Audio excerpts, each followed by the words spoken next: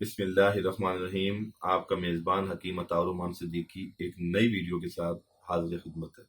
یقیناً آپ سب خیریت سے ہوں گے۔ میری دعا ہے اللہ رب العزت سے کہ اللہ پاک آپ کو حالت صحت میں رکھے، دین اور دنیا میں ہر قسم کی بھلائی نصیب فرمائے۔ میرے بھائیوں، میرے دوستوں، آج کل مردوں کے اندر ایک ایشو بہت زیادہ ہے، پیشاب کی شکایت کا، پروسٹیٹ گلینڈ کا بڑھ جانا، جس کو ہم غدہ قدامیہ کہتے ہیں۔ میرے بھائیوں، میرے دوستوں، عموماً 40-45 سال کے بعد پیشاب کی نالی تنگ ہونے کی وجہ سے غدود روٹین سے ہٹ کے بھی بڑھ جاتا ہے۔ نارمل انسان میں یہ غدود 25 گرام تک ہوتا ہے، اور اگر یہ بڑھ جائے تو یہ 30-35-40 گرام سے ہوتا ہوا 100 سے اوپر بھی یہ چلا جاتا ہے۔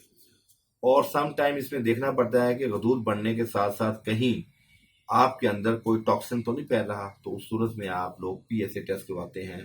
اگر وہ لیس دین 4 ہوا تو وہ ان ایکٹیو ہے، یعنی کہ آپ کے اندر کوئی جراثیم، کوئی کینسرز کے کوئی جرمز پیدا نہیں ہو رہے۔ اور اگر وہ 4 گریٹر دین 4 ہے تو اس کا مطلب یہ ہے کہ آپ کو بہت محتاط ہونے کی ضرورت ہے۔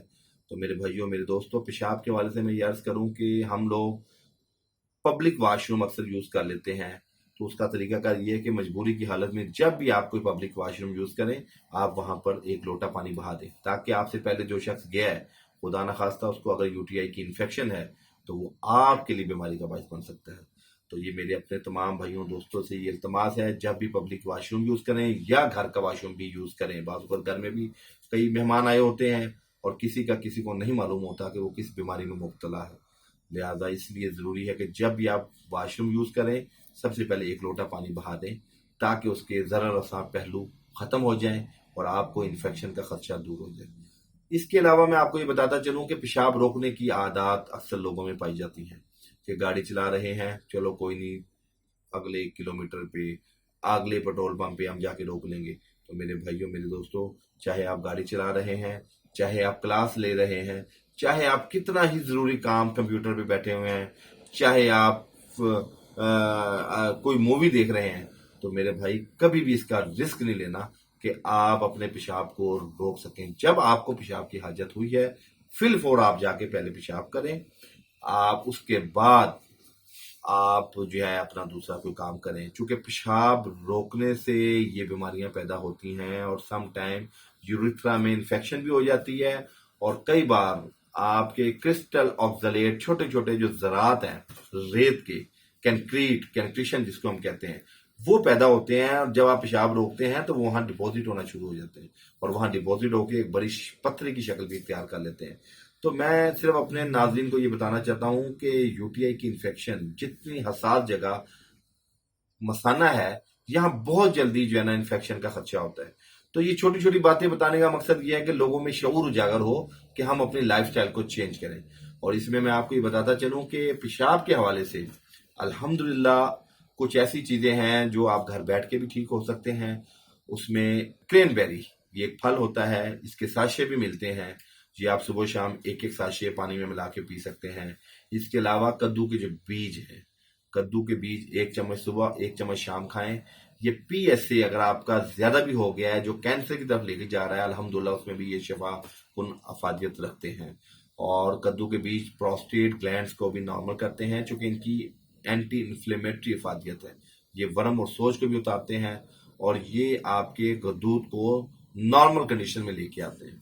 اس کے علاوہ ہمارے پاس اپنا خاندانی ایک نسخہ موجود ہے خساندہ پروسٹیٹ کے نام سے، اس میں بھی 4-5 چیزیں ہیں، تو وہ بھی ہم اپنے مطلب سے لوگوں کو بھیجتے ہیں۔ کسی کو کوئی ایسا مسئلہ ہو 15 یوم کے اندر صبح نہار میں ایک ٹائم وہ جوشاندہ پینا ہے، تو آپ کے پروسٹیٹ گلینڈ کا آپریشن کی نوبت نہیں آئے گی۔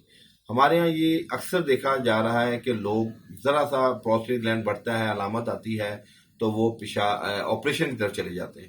تو میرے بھائیوں، میرے دوستوں، ہم لوگوں کو اس طرف نہیں لے جانا چاہتے کہ ان کا آپریشن ہو۔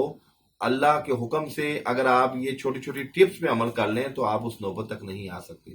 اس لیے میرے آپ تمام لوگوں سے التماس ہے کہ اپنی صحت کا خیال رکھیں، اور وہ چیزیں پھلوں میں استعمال کریں جو آپ کے پیشاب کے لیے بڑی سود مند ہیں، جسٹ لائک خربوزہ ہے۔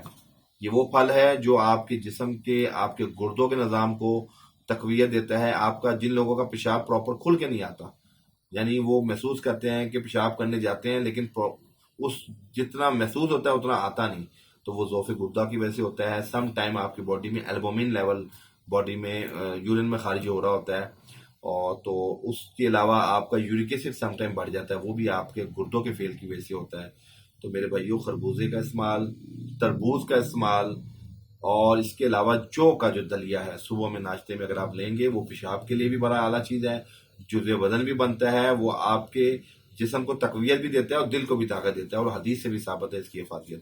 تو جو کا دلیا جو لوگ صبح نہار میں استعمال کرتے ہیں وہ پیشاب جیسے عوارضات سے بچے رہتے ہیں. اور اکثر نوجوان بچوں میں ہم دیکھتے ہیں کہ اکثر وہ شکایت کرتے ہیں کہ جی ہمارا پیشاب بہت پیلا آتا ہے, جل کے آتا ہے, تکلیف سے آتا ہے. تو میں ان بچوں سے, ان بھائیوں سے یہ کہوں گا کہ اس کے پیچھے آپ کی خوراک کا بھی عمل دیکھا جائے. بچے ہمارے مردن چیزوں کو بہت استعمال کرتے ہیں, اور کولڈ ڈرنکس, آپ کو میں بتاتا چلوں کہ گردوں کے امراض میں کولڈ ڈرنکس بہت نقصان دہ چیز ہے. یعنی ایک 250 ml کی بوٹل میں 7 ٹیبل سپون چینی ہوتے ہیں, اور چینی کوئی آپ کے لیے سود مند نہیں ہوتی ہے, کیمیکل ہوتا ہے.